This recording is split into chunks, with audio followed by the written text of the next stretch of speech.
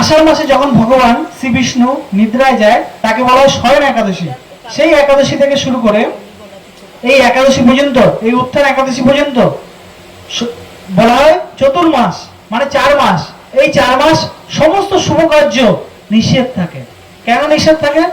কারণ হলো এই সময় আপনারা দেখুন, আমরা রাত্রিবেলা হলে কি করি?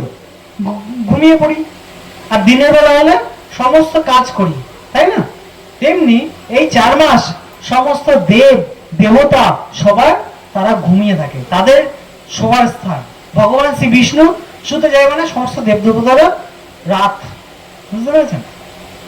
ওদের 6 মাস, আমাদের 6 মাস মানে ওদের 12 ঘন্টা, মানে রাত শুধু, বুঝতে পেরেছেন?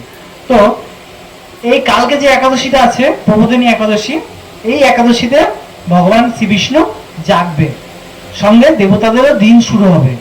কালকে থেকে সমস্ত শুভ কাজ শুরু হবে। তো এই 4 মাস যদি কোনো বিয়ে, গৃহপ্রবেশ, এরকম ধরনের শুভ কাজ করে থাকেন, জেনে রাখুন ভুল করেছেন, তার ফল ভালো হয় না। কেন ভালো হয় না? আপনাদের নিজেদেরই বললাম। আপনারা যদি ঘুমিয়ে থাকেন আর আমি যদি মাঝরাতে গিয়ে আপনাকে তুলে দিই যে চলো এই কাজটা করতে হবে, চলো আমার জন্য রান্না করে দিতে হবে 12-1টার সময়, আমি 1টার সময় ডিউটি থেকে এসেছি, আমাকে এখন 1টা-2টোর সময় আমাকে রান্না করে দাও, আমি খাবো, খিদে পেয়েছে। তোমার কি ভালো লাগবে? মনে মনে একটু কষ্ট পাবে, এত রাতে তুই একটু মুড়ি খেয়ে থেকে যা না। তেমনি দেবতাদেরও রাত, সেই রাতে যদি দেবতাদের যজ্ঞ অনুষ্ঠান করে ডাকেন, আহ্বান করেন, গৃহপ্রবেশ করেন বা বিয়ে শাদী যাই করেন, দেবতাদের তো পুজো পাঠ হয়, তাই না? তো তাদেরকে যদি ডাকেন তাদের ঘুমন্ত অবস্থায়, তারা কি আপনাদের আশীর্বাদ দেবে? কি মনে করেন? নিজের সংসার দিক দিয়ে দেখুন। তার জন্য এই 4 মাস সমস্ত শুভ কাজ বন্ধ থাকে।